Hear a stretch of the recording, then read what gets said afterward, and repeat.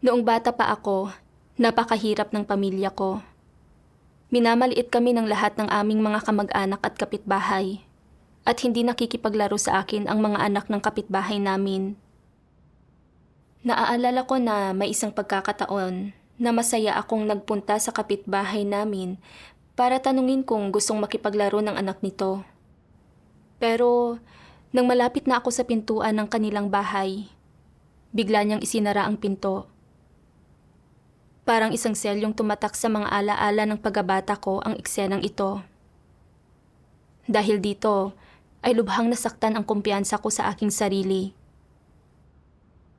Noong magsimula na akong mag-aral, minaliit din ako ng aking mga kaklase at guro. Nang makita ko na ang mga bata mula sa ibang pamilya ay may mga magandang bag at lagayan ng lapis at magandang damit, dahil alam kong wala ako ng mga iyon, inisip ko araw-araw kung gaano sana kaganda kung ganoon din karami ang pera ng aming pamilya. Kung magkaganoon, ay hindi na ako mamaliitin ng mga tao. Noong 10 taong gulang ako, nagkautang ng malaki ang aking pamilya dahil sa aksidente sa kalsada. At nangutang ang aking ama sa aking mga kamag-anak. Dahil mahirap kami, hindi sila naglakas loob na ipahiram ito sa amin. Pagkatapos niyon, naging labis na malungkutin ang aking ama. Kaya madalas na lang siyang napapabuntong hininga. At madalas niyang sinasabi sa akin, minamaliit tayo ng ating mga kamag-anak at kapitbahay dahil wala tayong pera. Kapag lumaki ka na, kailangan mong bigyan ng karangalan ang pangalan ng pamilya. Kapag kumikita ka na ng malaki, ay saka lamang tataas ang tingin ng mga tao sa iyo. Parehong nakaukit sa isipan ko ang mga salita ng aking ama at ang alaala ng pang-aapi sa akin noong bata ako. At nagpa siya akong kumita ng napakaraming pera kapag lumaki na ako. Mamuhay ng marangya, lubusang iwaksi ang bansag na isang dukha at mapansin ng lahat ng mga taong minsang nang maliit sa akin. Noong 1996, nagsimulang magtrabaho ang aking ama bilang tagapamagitan sa negosyo ng transportasyon ng kargamento. Makalipas ang ilang taon, umunlad ng umunlad ang negosyo ng aming pamilya. Bukod sa nabayaran na namin ang lahat ng utang namin, nakabili rin kami ng isang truck ng kargamento at ng mga telepono at mobile device. Nang magkapera na ang aming pamilya, nagsimula na kaming dalawin ng mga kamag-anak at mga kapitbahay na dating nang maliit sa amin. Saan man kami pumunta, mataas ang tingin sa amin ng iba. Sa wakas, ay taas na una ako kapag naglalakad. Dahil doon, mas naging matibay ang paniniwala ko na sa pamumuhay sa mundong ito, kailangan kumita ang isang tao ng mas maraming pera. Kapag may hawak na pera ang isang tao, ay saka lamang siya rerespetuhin ng mga tao. Dahil sa nakita at narinig ko sa paligid ko, unti-unti kong natutuhan kung paano magnegosyo. Noong 1999, habang naghahanda akong ibuhos ang buong lakas ko sa pagnenegosyo, dumating sa akin ang kaligtasan ng Diyos sa mga huling araw. Sa simula, napakasigasig ko sa aking pananalig sa Diyos. Nakita ko na maraming tao ang hindi pa rin lumalapit sa Diyos. Kaya't sumama ako sa mga hanay ng mga tagapagpalaganap ng Ebanghelyo. Pagkatapos niyon, madalas akong lumabas para ipalaganap ang Ebanghelyo na nakasagabal sa negosyo ng aking pamilya. Nagsimula na akong pagalitan ng aking pamilya. Sinasabi nila, bakit ka naniniwala sa Diyos sa ganyang kamurang edad? Kung patuloy kang magpupunta kung saan-saan, hindi ka namin bibigyan ng perang panggastos. Naisip ko, kung wala akong pera, hindi ba't kakailanganin ko na namang tiisin ang pagdidiskrimina ng mga tao, gaya noong bata pa ako? Sa huli, hindi ko na pangibabawan ang tuksong ito at binitiwan ko ang paggawa sa aking mga tungkulin. At dumadalo na lang ako sa mga pagtitipon paminsan-minsan. Habang naging mas abala ako sa trabaho, lalong lumayo ang puso ko sa Diyos. Kalaunan, ipinasa sa akin ng aking ama ang pamamahala sa buong negosyo at may sarili na akong propesyon noong mga 20 anyos na ako. Noong panahong iyon, sobrang saya ko. Upang kumita ng mas maraming pera at maging isang matagumpay na babae sa trabaho, araw-araw kong pinipiga ang utak ko para makaugnayan ang iba't ibang supplier ng mga kalakal. Buong araw at gabi, sobrang dami ng tumatawag sa akin. Hindi ko na nasasagot ang iba. Kapag nauuhaw ako, hindi man lang ako makainom ng tubig. At kapag namamaos na ang lalamunan ko, niayaw kong magpahinga. Dahil sa pagsusumikap na ito, nakaipon ako sa wakas ng halos 100,000 yuan. Bagamat nagdusa ako ng higit kaysa sa karaniwang tao sa loob ng ilang taong iyon, sulit na makitang unti-unting kumakapal ang aking pitaka. Kalaunan, nakita ko na karamihan sa mga kliyenteng pumupunta sa bahay ko para pag-usapan ang negosyo ay may mga minamanehong kotse at nakatira sa matataas na gusali. Samantalang, umuupa lang ako ng isang lumang bahay na may 2 kwarto na nakaharap sa lansangan. Walang-wala ako kung ikukumpara sa mayayamang taong ito. Sinabi ko sa sarili ko, hindi uubra ito. Kailangan kong patuloy na magtrabaho ng mabuti at magsikap para balang araw ay makapagmaneho ako ng kotse, makapanirahan sa isang mataas na apartment, at magkaroon ng sarili kong kumpanya. Para matupad sa lalong madaling panahon ang inaasam ko, mas lalo pa akong nagpakaabala. Sa loob ng ilang taon na iyon, halos wala akong maayos na tulog sa gabi at madalas ay pagod na pagod ako. Batang-bata pa ako noon nang magsimula akong magkaroon ng mga pananakit sa ulo dahil sa tensyon. Noong may ganito akong mga pananakit ng ulo, para akong tinutusok ng maraming karayom. Dagdag pa rito, madalas akong naduduwal at nagsusuka dahil sa radiation mula sa aking computer at telepono. Upang maibsan ang pananakit, ginamit ko ang mga kuko ko para pwersahang kurutin ang anit ko o iniuuntog ko ang ulo ko sa pader. Pero hindi nababawasan ni katiting ng mga pamamaraang ito ang pananakit ng aking ulo. Kapag sobrang sumasakit ang ulo ko na hindi ko na makayanan, naisip kong pumunta sa ospital para magpasuri. Pero nakita ko ang lahat ng tig 100 yuan na pumapasok sa pitaka ko at hindi ko na nagawang magpunta sa ospital. Hahayaan ko na lang ito. Naisip ko, bihira na ngayon ang mga pagkakataong kumita ng pera. Dapat kong samantalahin ang pagkakataong ito at kumita ng mas marami pang pera habang bata pa ako. Makalipas ang ilang taon, nagkaroon kami ng isang kotse at bahay at nakapagparehistro ng isang kumpanya ng containerization.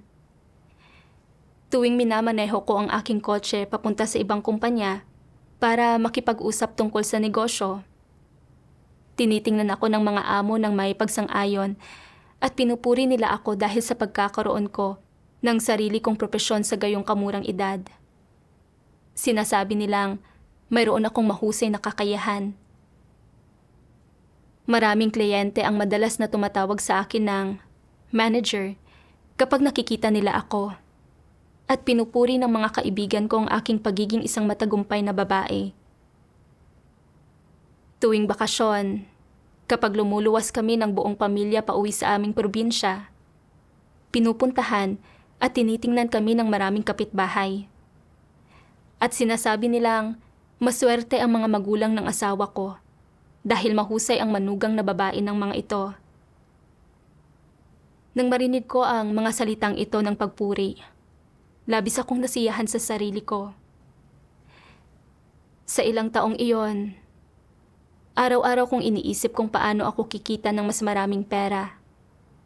At lalo akong naging walang pakialam sa pananampalataya sa Diyos. Kung minsan, kapag hindi ako nakakasali sa isang pagtitipon, hinahanap ako ng mga sister. Pero wala ako sa tamang lagay ng pag-iisip para makinig sa pagbabahagi nila.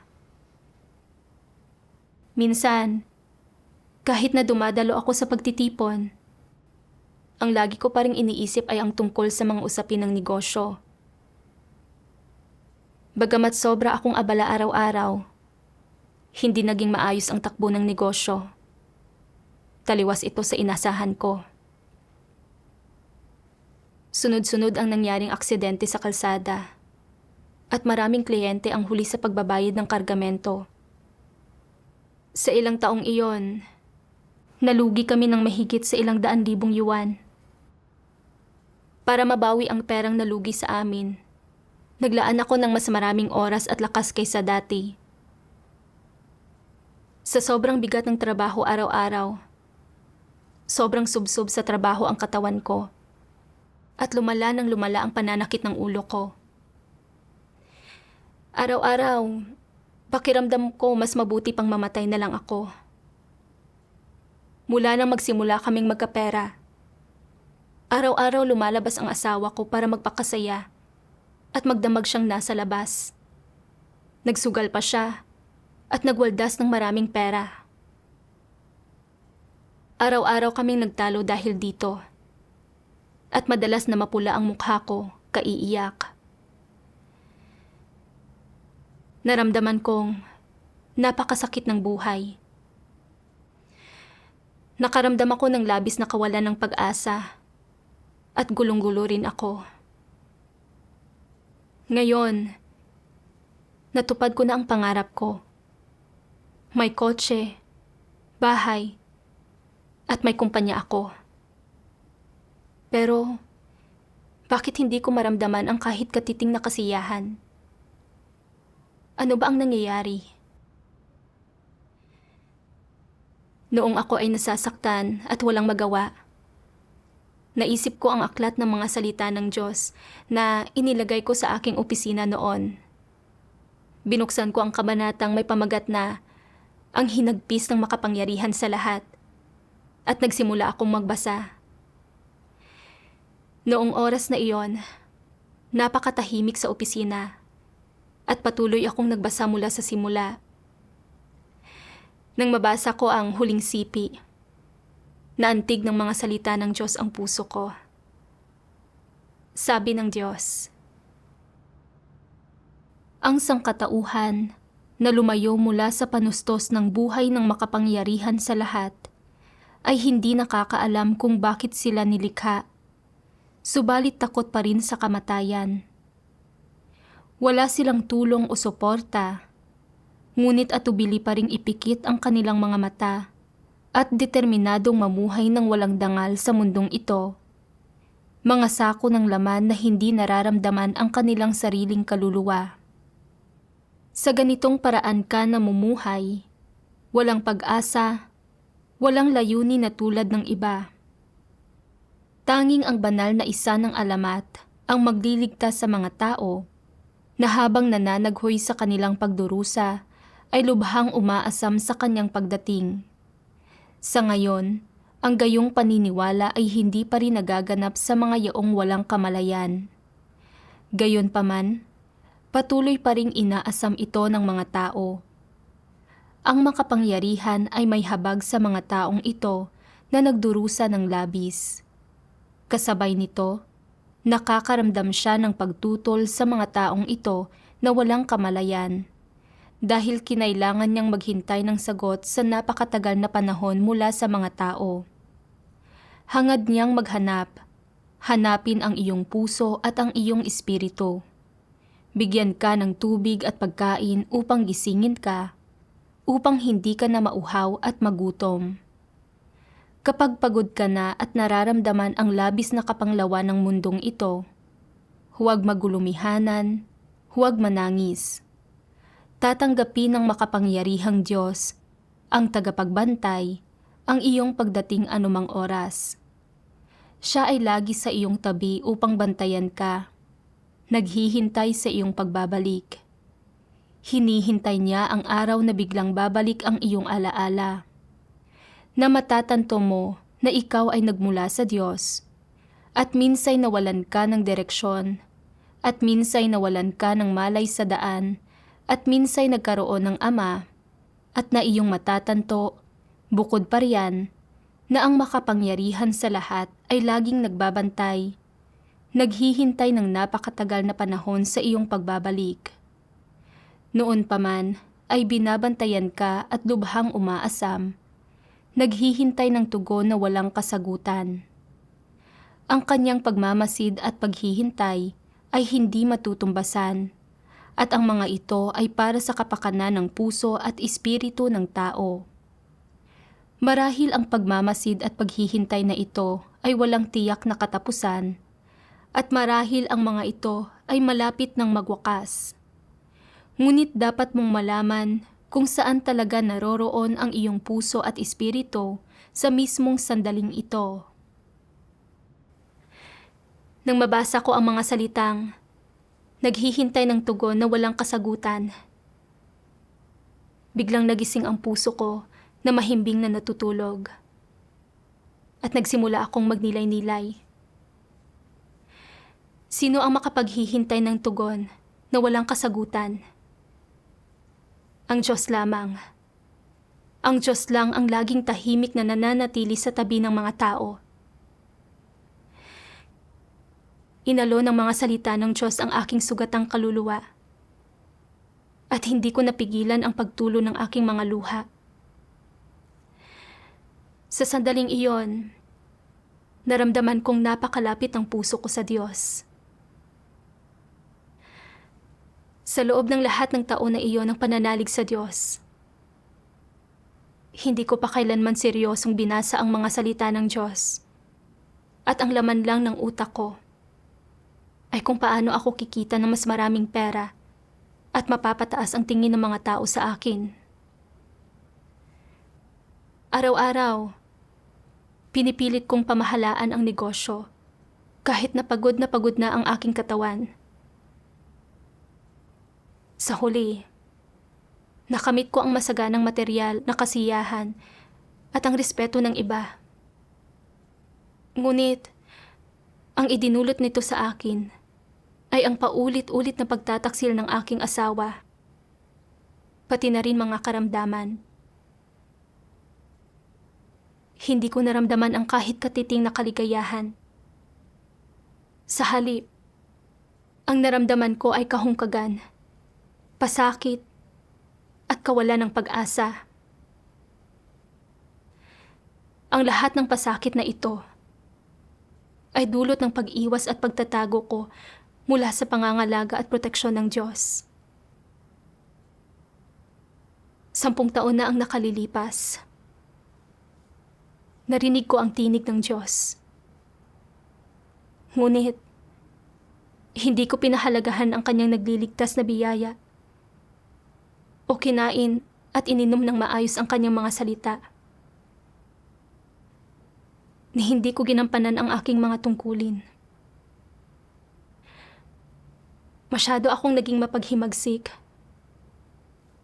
Ngunit, hindi ako pinabayaan ng Diyos at palagi siyang nasa tabi ko. Naghihintay na magbago ang aking saloobin.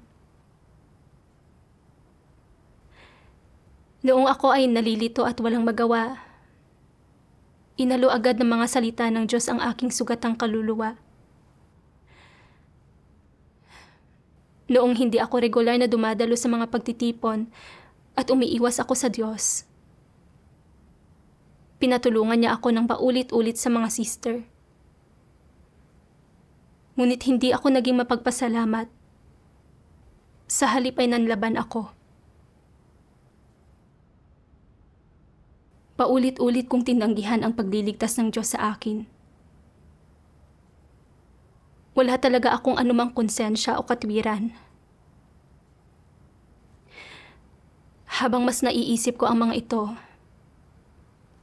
mas lalo akong nanghihinayang at sinisisi ko ang sarili ko.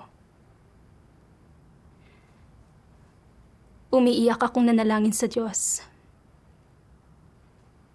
O Diyos, nagkamali ako. Kinasusuklaman ko na hindi ko binasa ng mabuti ang iyong mga salita noon. At sa halip, ay ibinuhos ko ang buong puso ko sa pagkita ng pera. Inakala ko na kapag may pera na ako, makukuha ko na ang lahat. Subalit pagkatapos kong makamit ang pera at mga material na kasiyahan, sa katunayan, ay nadama ko ang sobrang kahungkagan, pasakit, at kawalang pag-asa. O Diyos, mali ang landas na pinili ko dati. Mula ngayon, gusto kong muling hangarin ang katotohanan at tahakin ang landas ng pananampalataya sa Diyos.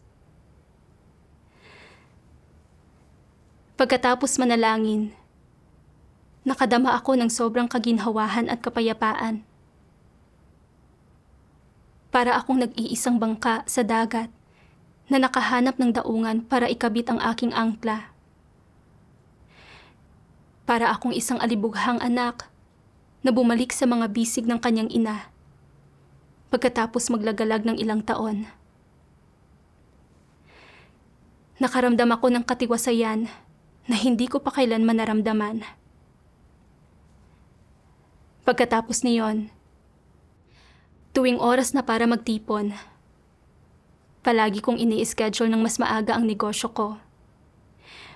Unti-unti, naramdaman ko ang ginhawa kapag sumasali ako sa mga pagtitipon.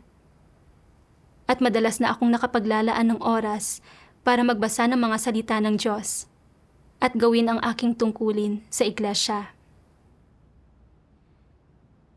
Subalit minsan, kapag nagkakasabay ang negosyo ko at ang aking tungkulin, pinipili ko ang aking negosyo at ipinagpapaliban ang aking tungkulin kahit na ayaw ko. Dahil dito, nahihirapan ang kalooban ko. Minsan, maiisip ko rin, kailan kaya ako hindi maaapektuhan ng aking negosyo at magagawa ng payapa ang aking tungkulin? Nang nakita ko na maraming kapatid ang nagawang iwan ang kanilang mga pamilya at bitiwan ang kanilang mga propesyon para ipalaganap ang ebanghelyo, labis na naantig ang puso ko. Naisip ko na lahat kami ay tao. Kaya kung kayang isantabi ng mga kapatid ang kanilang mga alalahanin at gugulin ang kanilang mga sarili para sa Diyos, kung gayon, bakit hindi ko kayang bumitaw? Lubos akong umasa na balang araw ay buong puso ko nang maibubuhos ang sarili ko sa paggawa ng aking tungkulin. Magiging napakainam niyon. Inulit-ulit ko ang kaisipang ito sa aking pananalangin sa Diyos. Umaasa akong pagkakalooban ako ng Diyos ng higit na pananampalataya at tutulutan niyang dumating ang araw na kaya ko nang bitawan ang aking negosyo at buong pusong gugulin ang aking sarili para sa Kanya. Noong tag-init ng 2011, lalong tumindi ang pananakit ng ulo ko. Hindi ko na talaga nakayanan, kaya pumunta ako sa ospital ng lungsod para magpatingin. Sinabi ng doktor sa akin, maaaring may kaugnayan ang pananakit ng ulo mo sa trabahong ginagawa mo ngayon. Kung gusto mong bumuti ang kondisyon mo, ang pinakamagandang paraan ay huwag mo nang gawin ang negosyong ito. Kung hindi, lalala ng lalala ang kondisyon mo.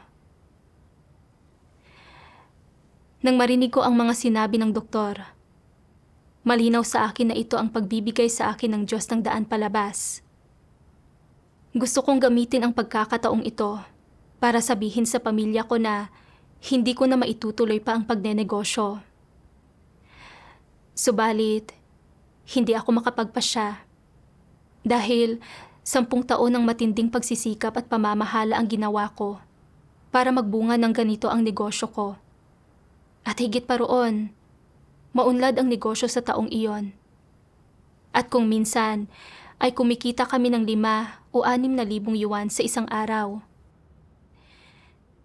Kung bibitiw ako, ang mga kliyenteng nakakausap ko sa loob ng ilang taong ito ay maaaring nakawin ng ibang kumpanyang nasa parehong industriya. Sa huli, hindi ko na pangibabawan ang pang-aakit ng pera at tiniis ko ang pagpapahirap ng aking karamdaman para makapagpatuloy sa pagtatrabaho ng ilang buwan pa. Bagamat kumita ako ng malaki, hindi talaga ako masaya. At naisip ko iyong dati, noong nanalangin ako sa Diyos at handa na akong bitiwan ang aking negosyo at gugulin ang sarili ko para sa Kanya. Subalit ngayon, kumakapit pa rin ako sa pera at hindi bumibitaw. Sobrang nakokonsensya ang kalooban ko. Kaya, nanalangin akong muli sa Diyos.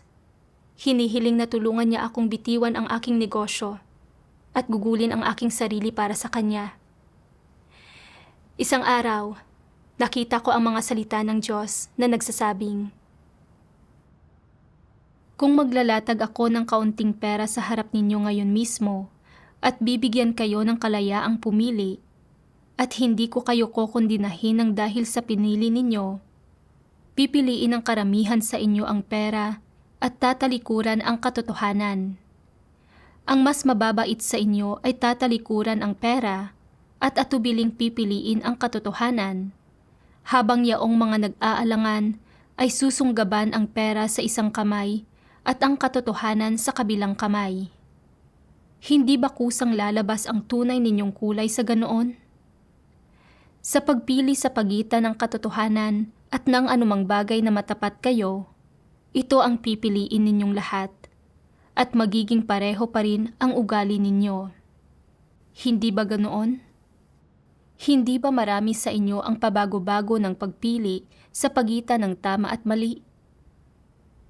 Sa mga paligsahan sa pagitan ng positibo at ng negatibo, ng itim at ng puti, siguradong alam ninyo ang mga pagpiling na gawa ninyo sa pagitan ng pamilya at ng Diyos, ng mga anak at ng Diyos, ng kapayapaan at ng pagkagambala, ng kayamanan at ng kahirapan, ng katayuan at ng pagiging ordinaryo, ng masuportahan at ng maipagtabuyan, at iba pa. Sa pagitan ng tahimik na pamilya at ng watak-watak na pamilya, pinili ninyo ang una at ginawa ninyo iyon ng walang pag-aatubili. Sa pagitan ng kayamanan at ng tungkulin, muli ninyong pinili ang una at ayaw pa nga ninyong magbago ng isip.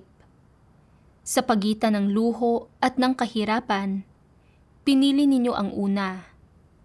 Sa pagpili sa pagitan ng inyong mga anak at asawa at sa akin, pinili ninyo ang una.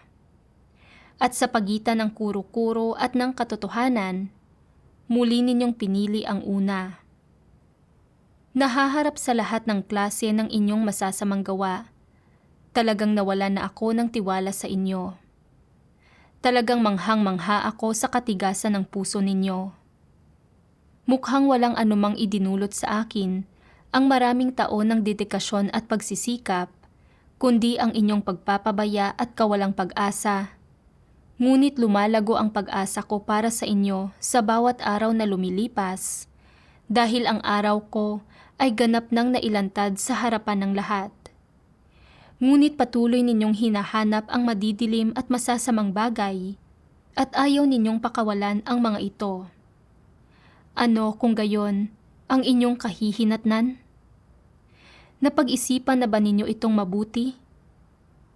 Kung papipiliin kayong muli, ano kaya ang magiging saloobin ninyo?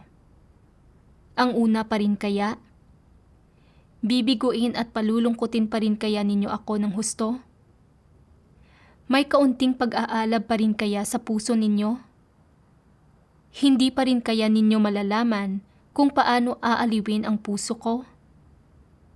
Sa sandaling ito, ano ang pipiliin ninyo? Magpapasakop ba kayo sa aking mga salita o tututol sa mga ito? Dahil sa pagharap ko sa pagtatanong ng Diyos, napasok ko ang kalagayan ng pagninilay-nilay. Naisip ko kung paano ako nanalangin sa Diyos ng maraming beses. Nagsasabi na handa akong talikuran ang aking negosyo at gugulin ang aking sarili para sa Kanya sa lahat ng oras. Subalit, nang tingnan ko ang aking pang-araw-araw na kita na ilang libong yuan, ayaw ko nang iwan ito. Hindi ba't niluloko ko ang Diyos? Naisip ko na kahit na nananalig ako sa Diyos sa loob ng ilang taong ito, ginugol ko pa rin ang halos lahat ng oras at lakas ko sa pagnenegosyo. Ang laman lang ng isip ko ay kung paano ako kikita ng mas maraming pera at hindi ko kailanman pinahalagahan ang tungkuling dapat kong gawin. Tuwing nagkakasabay ang aking tungkulin at negosyo, lagi kong pinipiling tugunan muna ang panig ng negosyo. Hindi ko muna iniisip ang tungkol sa aking tungkulin at hindi ko ito siniseryoso. Sa loob ng ilang taong ito, naging ganap na alipin na ako ng pera para maging angat sa mga kasamahan ko. At nakikibaka ako araw-araw sa kaungkagan at pasakit. Lalo pang lumalalim ang aking pagkalugmok. Kahit paulit-ulit akong nagrebelde sa Diyos, hindi siya sumuko sa pagliligtas sa akin. Kapag hindi ako makasali sa mga pagtitipon dahil sa negosyo ko, isinaayos niya na suportahan at tulungan ako ng mga sister. Noong kinakaharap ko ang pagtataksil ng asawa ko, ang mga pagsubok sa aking negosyo, at pati na rin ang mga karamdaman ko, at noong namumuhay ako sa kalagayan ng pasakit at kawalan ng magawa, ginamit ng Diyos ang kanyang mga salita upang akayin at gabayan ako. At binigyang kakayahan niya akong asamin ang liwanag at maging handang hangarin ang katotohanan ng maayos. Noong ayaw kong bitiwan ang aking negosyo, ginamit ng Diyos ang mga salita ng doktor upang payuhan ako. Palagi siyang nababalisa at nag-aalala sa buhay ko. At gumawa siya ng gayong masinsinang pagsisika para sa akin. Subalit palagi akong nag-iisip kung paano kumita ng mas maraming pera at hindi ko man lang isinaalang-alang ang aking tungkulin. Napakamakasarili ko. Ngayon, binibigyan pa rin ako ng Diyos ng pagkakataong gawin ang aking tungkulin at kailangan kong pahalagahan ito. Kailangan kong gugulin ang sarili ko para sa pagpapalaganap ng ebanghelyo ng kaharian at gawin ang aking tungkulin bilang isang nilalang. Pagkatapos kong makapagdesisyon, may ilang hindi inaasahang pangyayari ang naganap na naging dahilan para makita ko sa isang antas ang pinsala at mga kahihinatnan ng paghahangad sa kayamanan. Isang araw noong taglamig ng 2011, may tumawag sa aking asawa na nagbabanta na nagsasabi na may sumama ang loob dahil sa amin at sinabi sa aking asawa na magpadala sa kanila ng 100,000 yuan upang matiyak ang kaligtasan ng aking asawa. Kung hindi, puputulan nila ng mga braso at binti ang asawa ko. Nang marinig ko ang mga salitang ito, nagsimulang kumabog ang puso ko sa takot. Sa TV ko lang napapanood ang gayong mga eksena dati. At hindi ko akalain na mararanasan ko ito sa totoong buhay. Bakit ganito kagulo ang mundo ngayon? Bakit ganito kasama ang puso ng mga tao? Nang sandaling iyon, bigla kong naisip na kung ipagpapatuloy ko ang negosyong ito, talagang hahantong ito sa isang nakamamatay na sakuna. Naisip ko na mula nang magkaroon ng pera ang aking pamilya, wala ni isang araw na payapa ako. At ngayon ay nakaharap ko ang isang hindi inaasahang kasawiang ito. Hindi nagdulot ng kasiyahan at kagalakan ang pera. Kalaunan, sunod-sunod kong nabalitaan na ilang tsuper ng truck na naghatid ng mga produkto sa aming bahay ang namatay dahil sa aksidente sa sasakyan. Nang marinig ko ang balita tungkol sa pagkamatay nila, hindi talaga ako makapaniwala na totoo iyon. Sa mga tsuper na iyon, ang mga kabataan ay nasa mga 20 taong gulang lang at ang mga nasa katanghaliang edad ay nasa edad 40 lamang. Ang mga nag-iwan sa akin ng pinakamalalim na impresyon ay ang mag-asawa na ayaw umupa ng tsuper para kumita sila ng mas maraming pera at nagtatrabaho sila ng buong araw at gabi. Sa huli, naaksidente sila sa sasakyan dahil sa sobrang kapaguran at parehong namatay ang mag-asawa. Kahit na kumita sila ng pera, namatay naman sila sa paggawa nito. Anong kabutihan ang naidulot sa kanila ng perang iyon? Naisip ko ang mga salita ng Panginoong Hesus. Sapagkat ano ang pakikinabangan ng tao kung makakamtan niya ang buong sanlibutan at maiwawala niya ang kanyang sariling buhay? O ano ang ibibigay ng tao na katumbas sa kanyang buhay? Kung magbabalik tanaw ako sa mga taon na iyon, kung kailan ibinigay ko ang buong puso ko upang umangat sa lipunan, araw-araw ay para akong makinang nagtatrabaho sa araw at gabi. Bagamat kumita ako ng kaunting pera at nagkamit din ng papuri at tiningala ng mga tao, hindi ako nagtamo ng anumang kagalakan o kasiyahan mula rito. At sa halip, ay nadama ko ang tumitinding kahungkagan at pasakit. Alang-alang sa pagkita ng pera, nagkasakit ako. At kahit na sobrang sakit ng ulo ko, na gusto ko na itong iuntog sa pader, ayaw ko pa rin tumigil sa pagkita ng pera. Nakita kong mahigpit akong naigapos ng pera. Parang kutsilyo ang pera na walang awang pumapatay sa mga tao. Kung pipilitin ko pa rin kumita ng pera gaya ng dati, baka isang araw ay pahirapan din ako ng pera hanggang sa mamatay ako, tulad ng mga taong ito. Pagkatapos ng araw na ito, hinding-hindi ko na ibibigay ang buhay ko para sa pera. Naisip ko na ngayon ay marami pa ring tao ang hindi makaunawa sa bagay na ito at nagpapatangay pa rin sila sa alimpuyo ng pera. Hindi nila nakita ang direksyon ng kanilang buhay at hindi nila alam kung paano mamuhay ng makabuluhan. Gusto kong ipalaganap ang ebanghelyo ng Diyos sa mga huling araw sa mas maraming tao upang tulungan ang mga tao na marinig ang kanyang tinig ng mas maaga at maunawaan nila ang katotohanan at hindi na sila magdusa pa sa katiwalian at pananakit ni Satanas. Sinabi ko sa aking pamilya na matindi na ang pananakit ng aking ulo at hindi na ako makikisali pa sa mga usapin ng negosyo sa hinaharap. Sumang-ayon naman ang pamilya ko at pinayagan nila akong magpagaling. Sobrang saya ko. Mula sa aking puso, nagpasalamat ako sa Diyos sa pagbibigay sa akin ng daan para makalabas.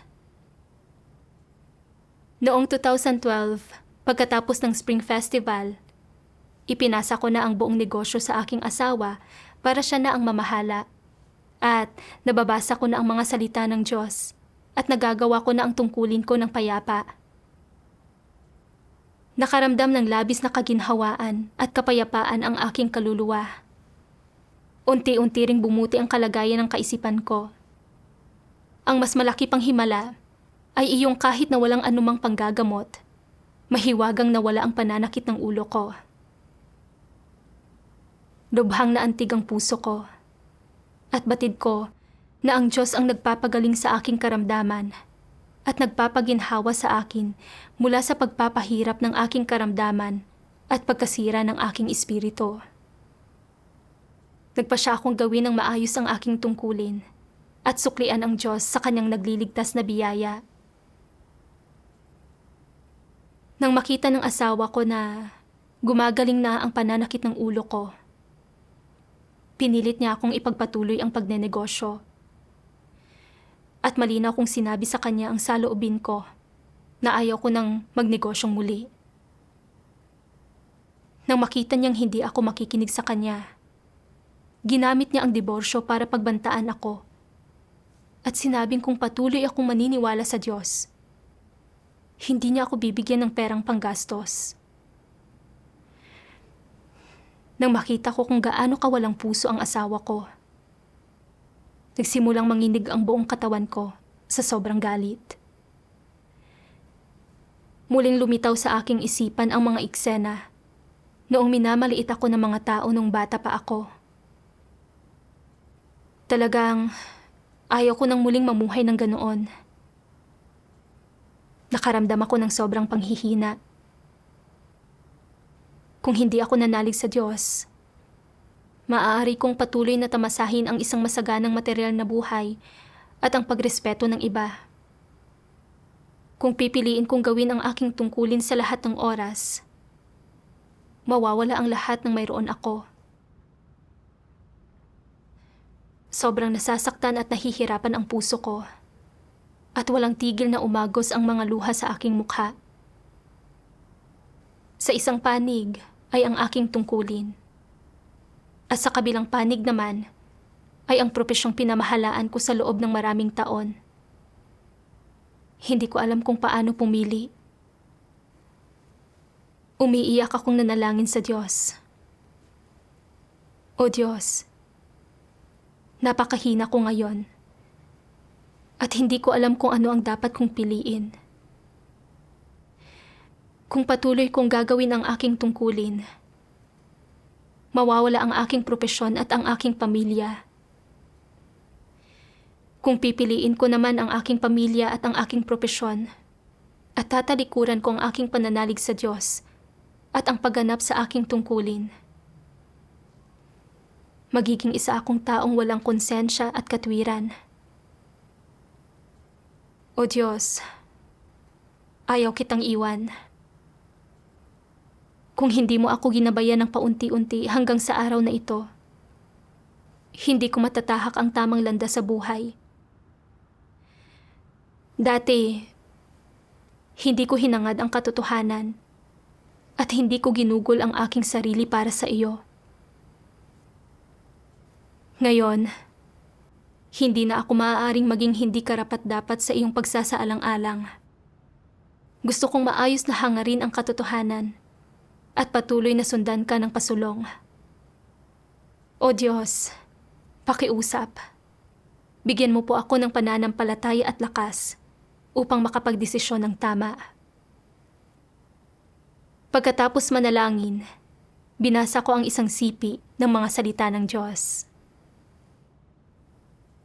Dapat kang magdusa ng paghihirap, alang-alang sa katotohanan. Dapat mong ibigay ang iyong sarili sa katotohanan. Dapat kang magtiis ng kahihiyan para sa katotohanan. At upang higit pang makamit ang katotohanan, dapat kang sumailalim sa higit pang pagdurusa. Ito ang dapat mong gawin. Hindi mo dapat itapon ang katotohanan alang-alang sa isang mapayapang buhay pamilya, at hindi mo dapat iwala ang dangal at integridad ng iyong buhay para sa pansamantalang kasiyahan. Dapat mong hangarin ang lahat ng mainam at mabuti, at dapat mong hangarin ang isang landas sa buhay na higit na makahulugan. Kung namumuhay ka ng gayong mahalay na buhay at walang hinahangad na anumang mga layunin, Hindi ba't sinasayang mo ang iyong buhay? Ano ba ang iyong makakamtan mula sa ganitong pamumuhay?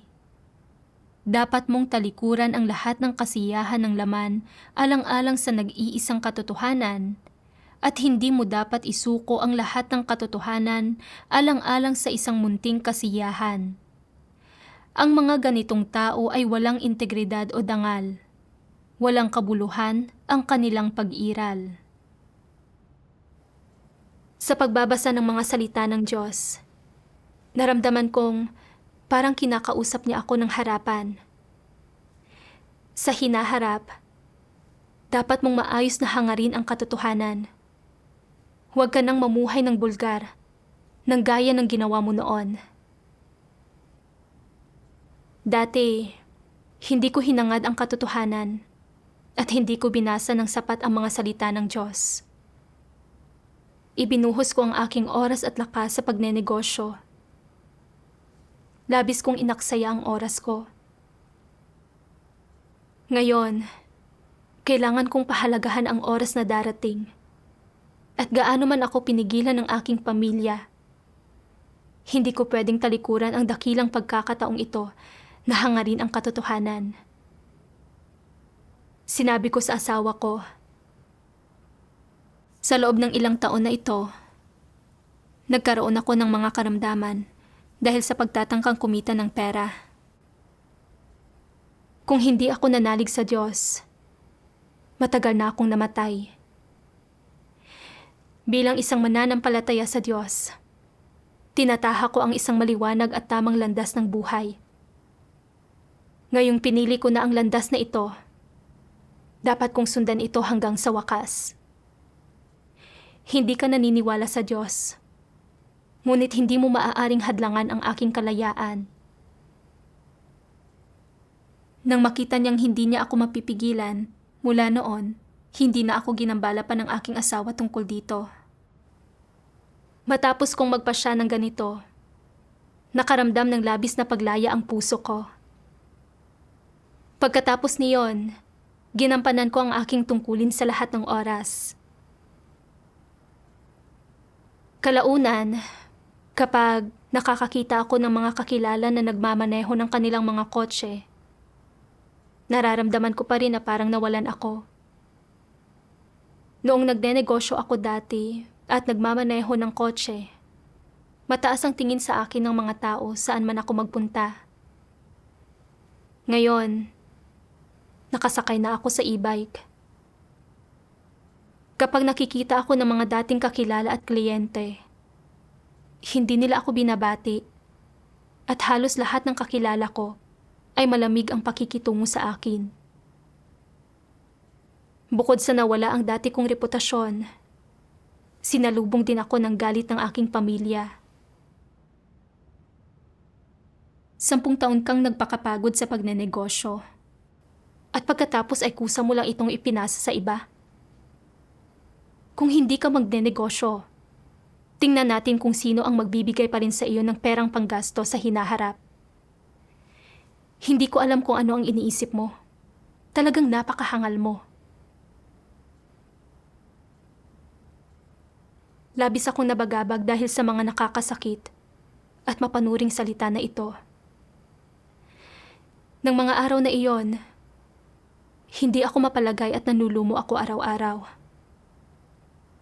Naisip ko, kung nagpatuloy ako sa pagnenegosyo, maaaring mataas pa rin ang tingin ng iba sa akin. Ngunit ngayon, kung wala ang aking negosyo, kung wala akong pera sa hinaharap, paano ako mabubuhay? Bago ko pa namalayan, nahulog na naman ako sa mga panunukso ni Satanas. At kahit na ayaw ko, nagsimula akong mag-isip ng alternatibong plano. Habang sobrang tahimik ng paligid sa gabi, madalas akong hindi mapakali at hindi makatulog. Nagsimula akong magnilay-nilay. Paanong sa tuwing nahaharap ako sa tukso ng pera, katanyagan at katayuan, palaging nagugulo ang puso ko. Gustong-gusto kong mahanap ang sagot sa tanong na ito. Kalaunan, nakita ko ang siping ito ng mga salita ng Diyos. Pilosopiya ni Satanas ang pera ang nagpapaikot sa mundo. Nangingibabaw ito sa buong sangkatauhan, sa bawat lipunan ng mga tao. Maaari ninyong sabihin na ito ay isang kalakaran. Ito ay dahil ikinintal ito sa puso ng bawat isang tao na sa una ay hindi tinanggap ang kasabihang ito. Ngunit pagkatapos ay binigyan ito ng hayagang pagtanggap noong maranasan na nila ang tunay na buhay at nagsimula nilang maramdaman na totoo nga ang mga salitang ito. Hindi ba ito proseso ni Satanas na ginagawang tiwali ang mga tao? Ginagamit ni Satanas ang salapi upang tuksohin ang mga tao at tiwaliin silang sumamba sa salapi at ipagpitagan ang mga material na bagay. At paano na ipapamalas sa mga tao ang pagsambang ito sa salapi? Inaakala ba ninyo na hindi nyo kayang manatiling buhay sa mundong ito nang walang salapi, na ang kahit isang araw na walang salapi ay imposible? Ang katayuan ng mga tao ay base sa kung gaano karaming salapi ang mayroon sila, gayon din ang paggalang na karapat-dapat sa kanila.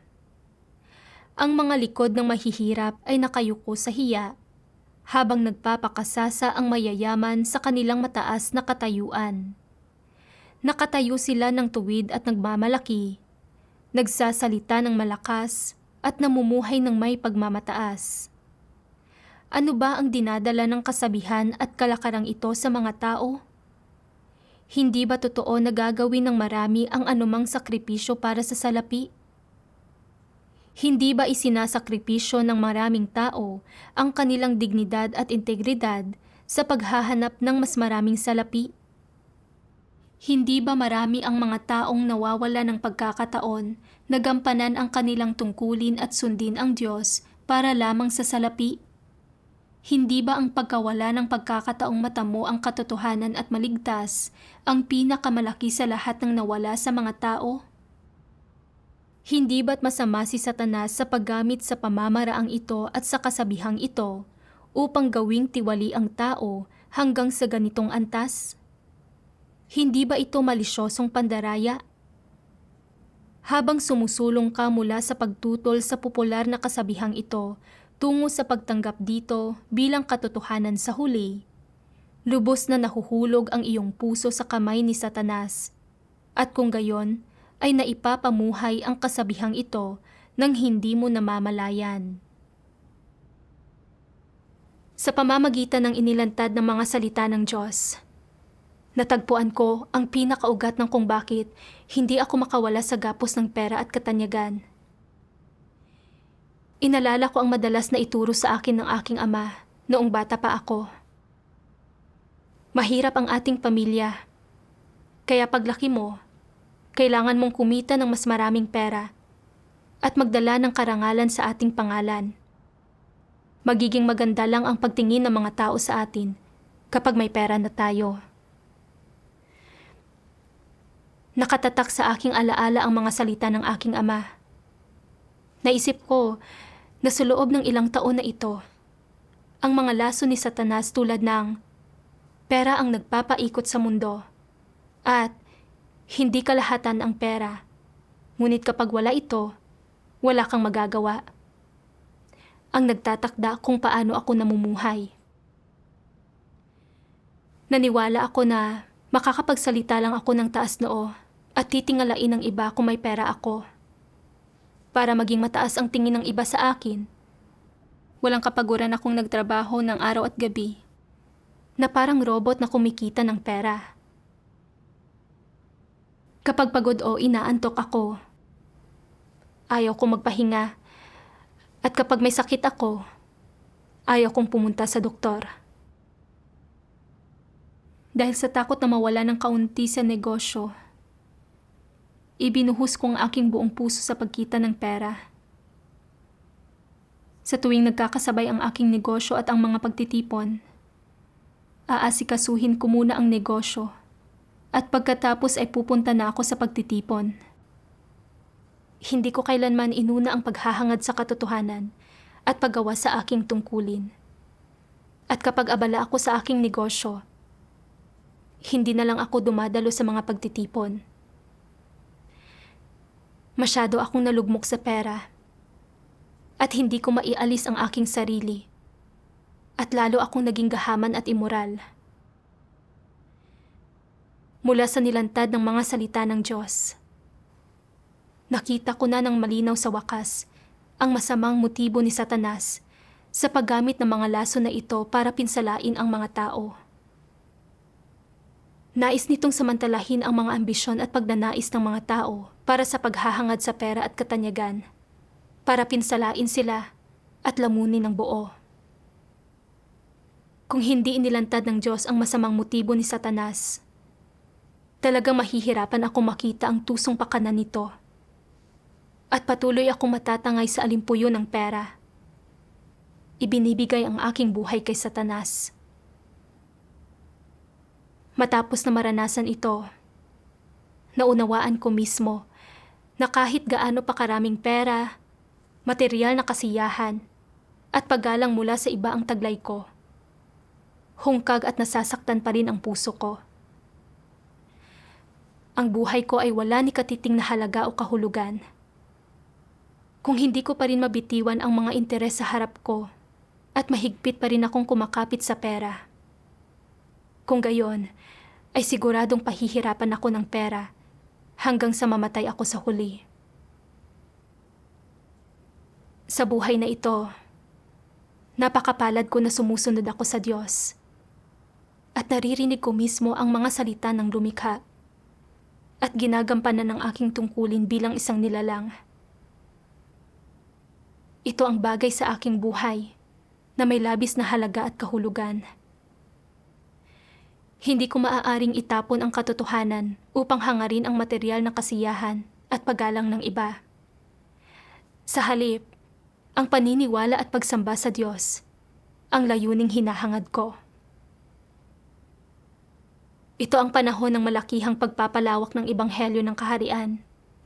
At bilang isang nilikha, dapat kong tuparin ang aking responsibilidad at tungkulin at ipalaganap at patutuhanan ang ebanghelyo upang mas maraming tao ang maligtas ng Diyos.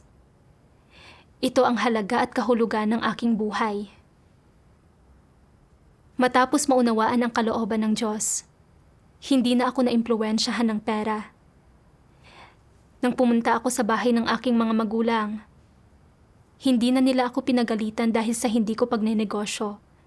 At kung minsan, ay binibigyan pa nila ako ng pera para sa mga gastusin ko. Alam na alam ko na ang lahat ng ito ay ang biyaya at awa ng Diyos.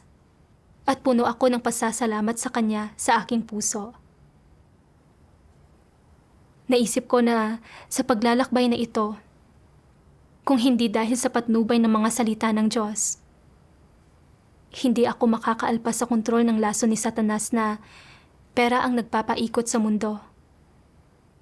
Lalong hindi ko mabibitiwan ang aking negosyo at hindi ko pipiliing gawin ang aking tungkulin. Naunawaan ko na ang pera, katanyagan, katayuan, mga kotse, bahay at iba pa.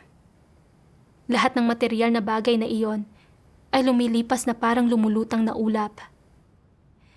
Sa pamamagitan lamang ng paghahangad sa katotohanan, pamumuhay ayon sa mga salita ng Diyos, at paggawa ng isang tao sa kanyang tungkulin bilang isang nilalang, maipamumuhay ng isang tao ang isang buhay na may labis na kahulugan at halaga.